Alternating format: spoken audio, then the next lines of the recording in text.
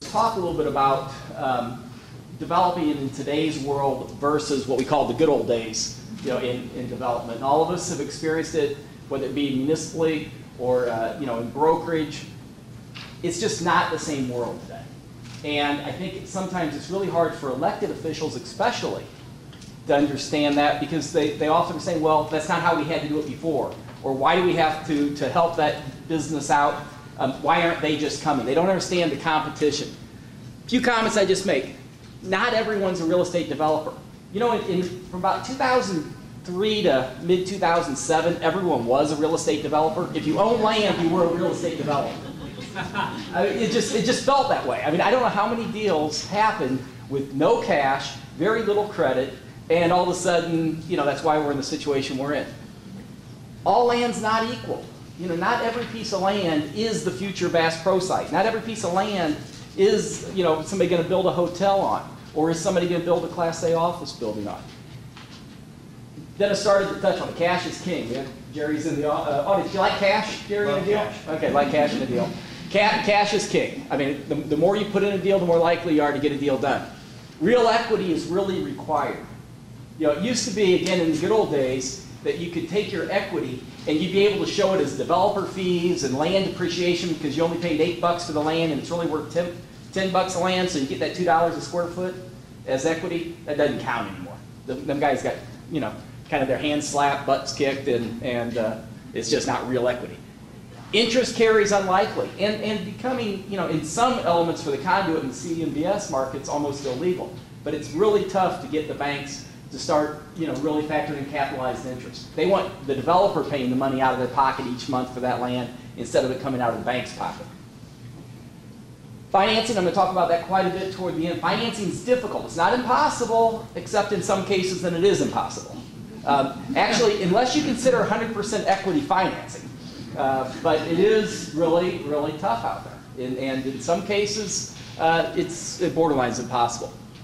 And very importantly, the universe of the end users is smaller, especially in retail, but there's just fewer people looking to do deals.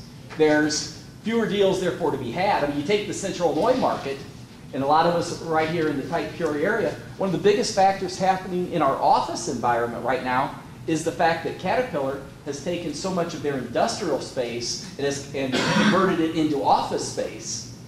That has then caused, especially the B and C quality of office uses, to lose Caterpillar as a tenant. So now, how do you go and build new when there's so much vacancy in the office market? Again, same thing with retail. Okay, who develops or who tries to develop?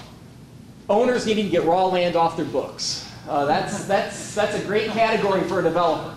So unfortunately, that's a pretty big category. People that I bought this land and now I need to do something with it. Developers looking to feed their business. Developers, they've got leasing people, they've got engineers maybe on staff, maybe they've got architects, maybe they've got project managers. They need to do a certain number of deals just to keep the pipeline flowing.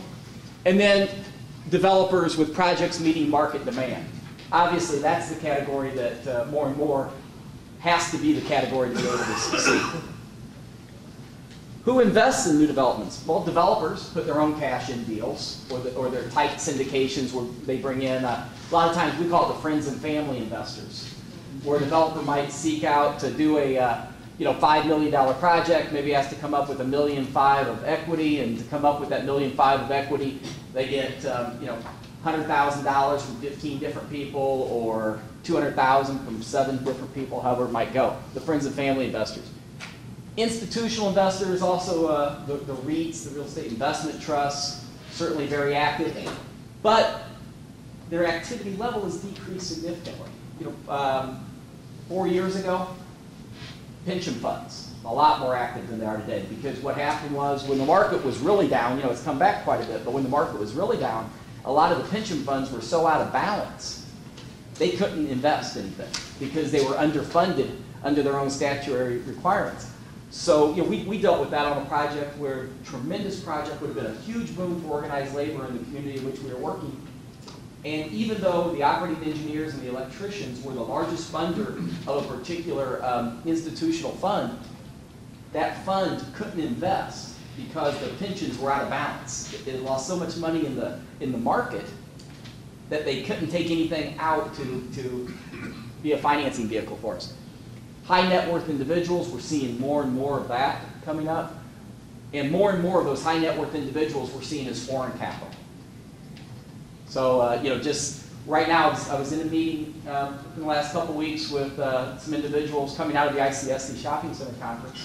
And there we spent a lot of time, and I didn't think it was conversations that I'd ever actually find myself getting involved with, but a lot of times about the strength of the dollar versus the European currency and what's happening in the European currency, and the fact that right now, Israeli financing is probably a better source than European finance. And as you're looking at some of these projects, you start really understanding that that's where the money more and more is coming from because of the overall U.S. Market. And lastly, who invests in new developments communities? Because at the end of the day, it's a lot of the developments circle back to quality of life issues. Okay. What does an investor look for nowadays? And we spend a lot of time with this, not only in terms of what do we look for as a developer when we invest, but what do our investors look for in a return? Again, some investors, the guys with the raw land, they're just trying to get out of Dodge. If it's bankable, they want to develop it because they are getting pressure from the Jerrys of the world that are saying, we're not going to renew your raw land loan. So all of a sudden it's like, okay, then I better develop it. That's a good strategy. Arm's length, assuming that there isn't any adverse pressures to just get out of Dodge, minimum of an 11% return on investment. Any more, if we don't even think about it, if we can't get an 11%, plus fees for real fees for real services, meaning we're not getting an 11% return, but we're donating all of our development services, we're donating our in-house architectural services, we're not collecting our leasing commissions. You need to be paid for those fees and get an 11% return for really a company like us to consider it to be a project that's worth doing. The institutional or high net worth individuals, they look at it a little different. First off, a lot of those folks only focus on the tier 1, 2, sometimes tier 3 markets. It's really hard to attract somebody well, for example, we own the Quincy Mall in Quincy. And we were meeting with a foreign group at the ICSC, which we always do. You're just always talking to new people. You bring up Quincy, Illinois to somebody, from overseas. It's not one of the markets that they've got to highlight next to. A lot of times it's hard, Peoria, Central Illinois, very hard to get that, on that radar screen. Very hard. Other markets that we're in, we're more fortunate because, we're in suburban Pittsburgh, we're in suburban Atlanta, we're in suburban Fort Worth, we're in suburban St. Louis. Those markets are on their radar screens. But one of the things that we're hearing from them, they want a 10% return on cost now. It's funny because 3 years ago, sub 8% return on cost on the project. So, what they want, to see in their return has increased substantially. Their equity, again, they want not only 10% return on cost, and each of these are like different measurables in terms of how they look at the project. And a lot of times it's a jigsaw puzzle because you might be able to get to a 10% return on cost, but then that doesn't model back to getting them a 10% return on their equity. And then does it get them to a low 20s to a mid 20s as the internal rate of return that they're seeking on the overall project? And we're constantly in these types of projects. You're constantly looking at every variable and say, well, if we lower the land price, does that help with the IRR? Well, maybe it helps the IRR, but it hurts the the return on equity because you're trying to leverage it more.